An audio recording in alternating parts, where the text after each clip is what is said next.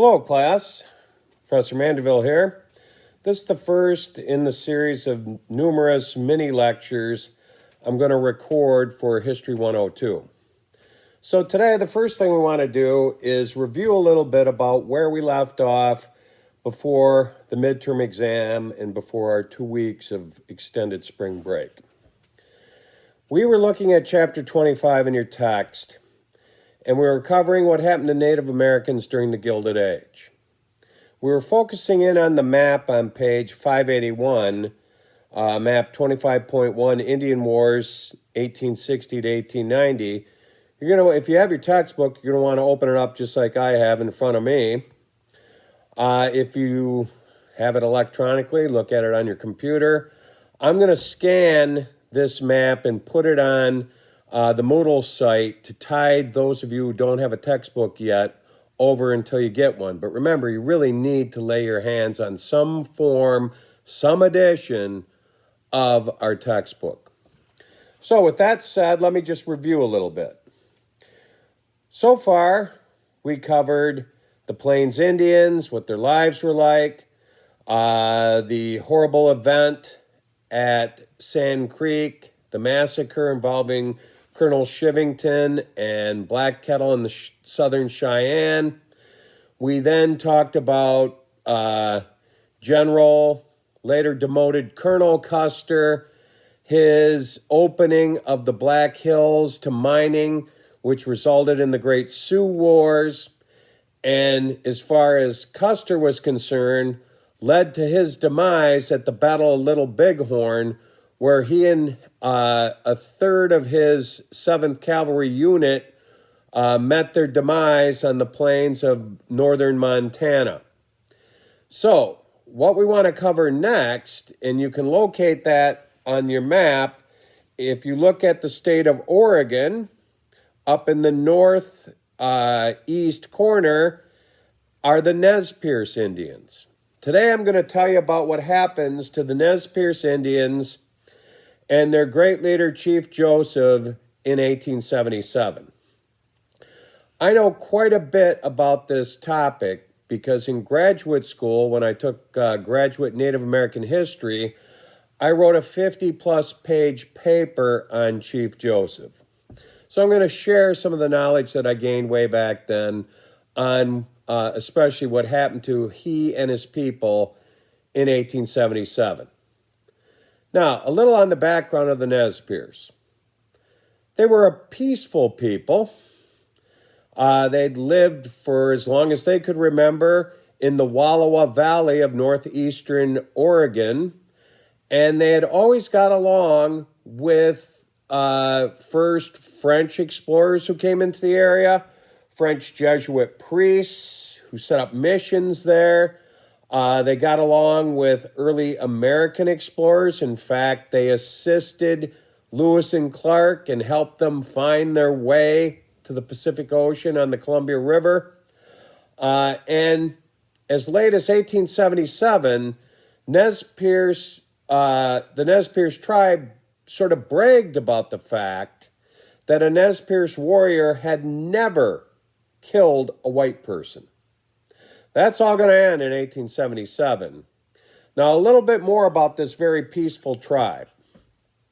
The way they made their living was they were horse breeders and I suppose you'd call them ranchers. And there was one particular breed of horse that they developed and was highly sought after by the United States Cavalry, other cowboys and horsemen of the West. That's the Appaloosa.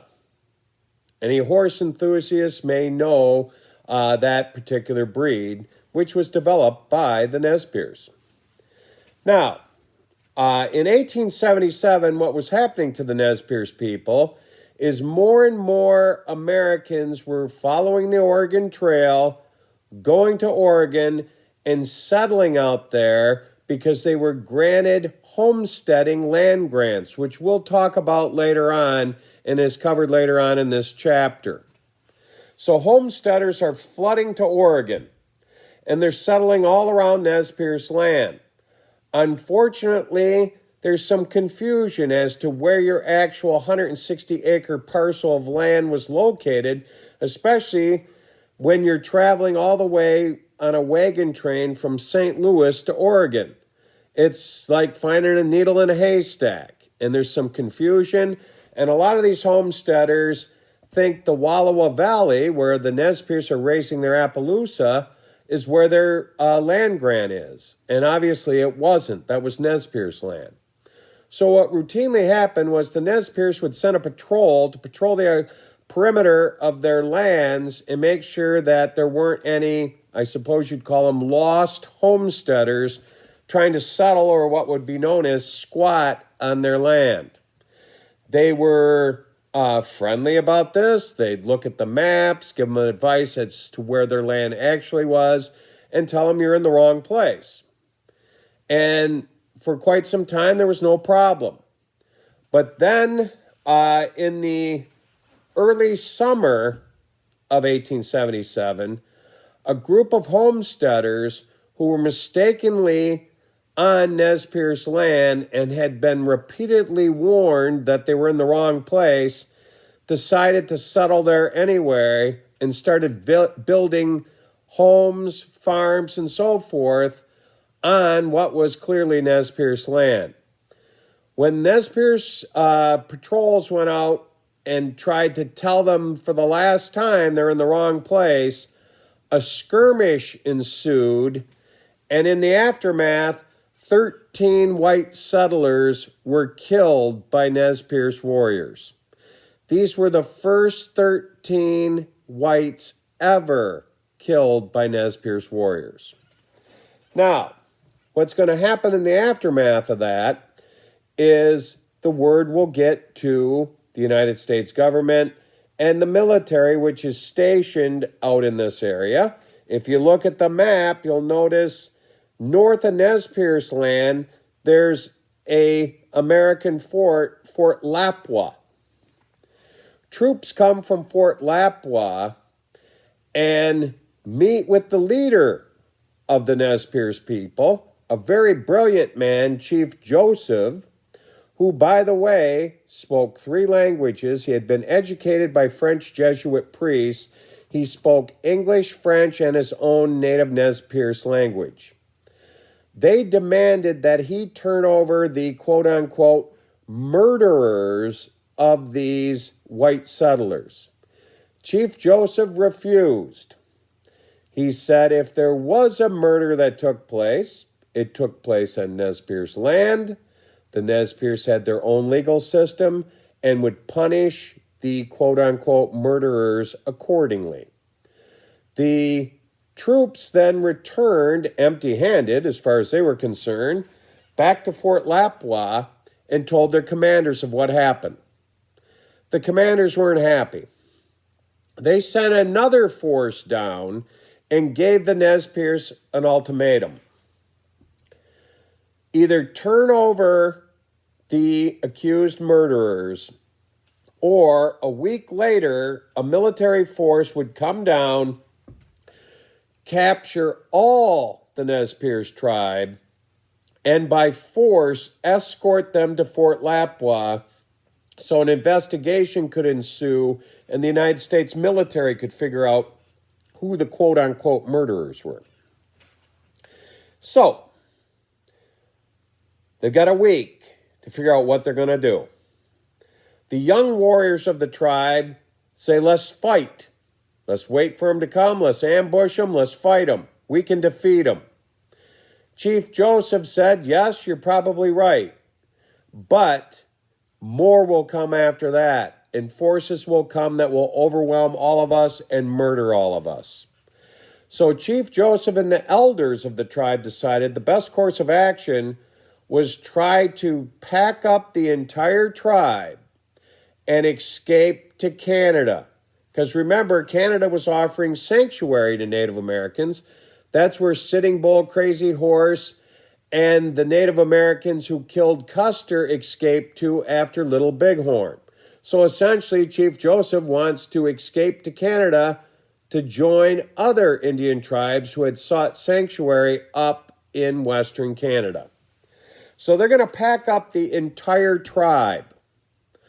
All the elders, all the women, children, the great herd of Appaloosas, and they're going to try to make their way to Canada. Now, when you look on the map, there's a red line that shows their crazy path that they take. This is going to be a 1,400-mile trek because they can't take a direct route north. They'd go right past Fort Lapua, and it's going to take 75 days. During this 75-day trek, there'll be one battle where the army catches up with them in the Snake River Valley, known as the Battle of the Big Hole, where Chief Joseph and his men will lure these troops into a trap and defeat them firmly, which will sort of leave the United States cavalry with egg on their face, and they'll make these outlandish claims that Chief Joseph was actually educated in France at a military academy. That's how he outsmarted them in this battle, which was total made-up nonsense. Now, what I hadn't mentioned yet is, one of the great things about researching all this when I was in college, newspapers from the East had sent reporters out west to cover this trek of Joseph and his people, and they were relaying stories back to the New York Times and other newspapers, and you can look these up and read these stories for yourselves today. And what was happening over time was people back east who were fascinated with the West sort of were rooting for Chief Joseph and the Nez Perce to escape to Canada, because they sort of had the consensus that why didn't the army just let them go if that's where they wanted to? Why do you have to chase them down and hunt them down like animals? So the next big event on this 75-day trek of Joseph and his people, the Nez Perce, they're going to go into the first national park that existed in America, and it was already a national park by 1877. That's Yellowstone. They'll enter into Yellowstone in the summer. There are tourists there already.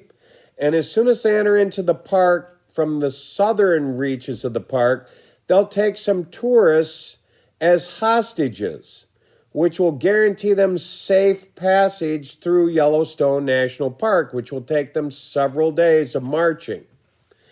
The press will have a field day with this, and as soon as they get to the northern exit out of the park, or the northern boundaries in Montana, they will release all the hostages unharmed.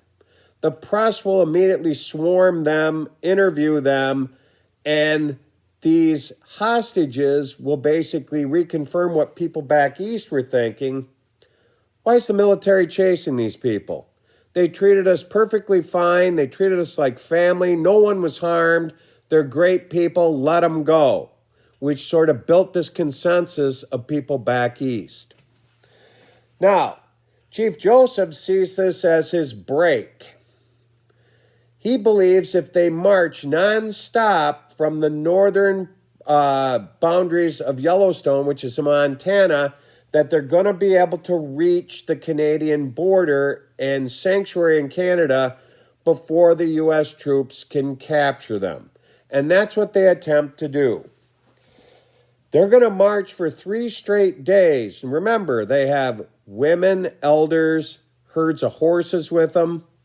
They're going to march as long as they can until everybody's exhausted, and they have to at least encamp for one night to sleep. Unfortunately, this is going to be their demise. As you can see on your map, there's a little bomb going off in northern Montana, which signifies the Battle of Bear Paw Mountain, 1877. U.S. troops will catch up with the Nez Perce when they're in camp there resting, and it's early October in Montana.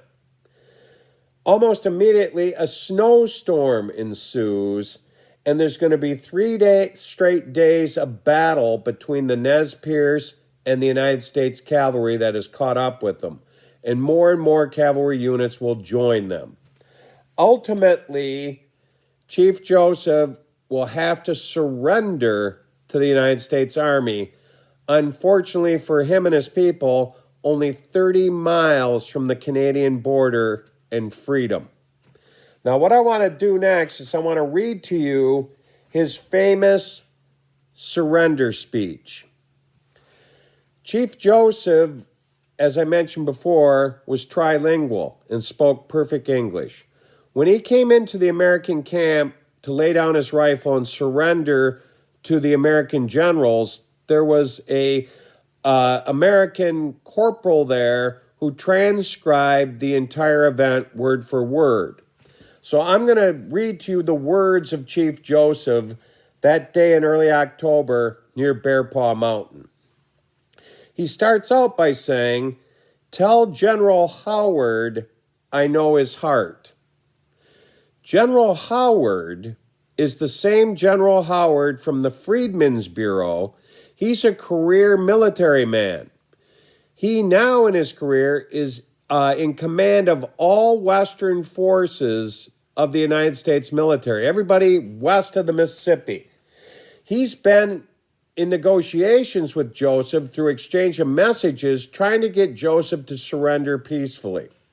So this is what Joseph's saying. Tell General Howard I know his heart. What he told me before I have in my heart. I am tired of fighting. Our chiefs are killed. Then he goes on to list individually several chiefs who had died, including one of them, which was his younger brother. He goes on to say, the little children are freezing to death. My people, some of them, have run away to the hills and have no blankets, no food. No one knows where they are, perhaps freezing to death. I want to have time to look for my children and see how many of them I can find. Maybe I will find them among the dead. Then he wraps up this surrender speech with a pretty famous line you may have heard excerpts of. He says, quote, "Hear me, my chiefs. I am tired. My heart is sick and sad. From where the sun now stands, I will fight no more forever." Very famous words from Chief Joseph. Now, let's sum up what he thought he had done. He said, remember in the beginning, tell General Howard I know his heart, what he told me before I have in my heart. What he assumed he was doing was surrendering under the terms that General Howard had offered him. Howard had said, if you surrender, I'll return you back to the Pacific Northwest, not to the Wallowa Valley, but to the Bitterroot Valley, which is in the state of Washington and in similar conditions to the Wallowa. That's the surrender that Chief Joseph thought he had agreed to. General Howard was ready to carry out those promises, but he was overruled by the War Department back east. They had been embarrassed by this whole 75-day debacle. So they ordered him to take Chief Joseph and his people and march him down to a prisoner of war camp in Kansas, where Chief Joseph and his people are going to have to remain for the next 8 years in horrible conditions in a POW camp with no clean water, lack of food, and so forth. This is a gigantic betrayal as far as Chief Joseph is concerned, and really as far as General Howard is concerned also, because you know he's quite a humanitarian. So, that's the sad story of Chief Joseph and his people, where I'll pick up next with our next lecture that I'm going to deliver, because I'm trying to keep these to around 20 minutes, otherwise you'll get bored and nod off, or I'll get bored and nod off. So where I'm going to pick up with is what ultimately happens to Joseph and his people, and how that also sort of spurs a movement to try to protect Native American cultures in America before they are all killed and driven into extinction, which could have happened. So I'll sign off on lecture number 1 on Chief Joseph and his people, and I'll be picking up shortly with what ultimately happens to he and his people. Take care. Bye now.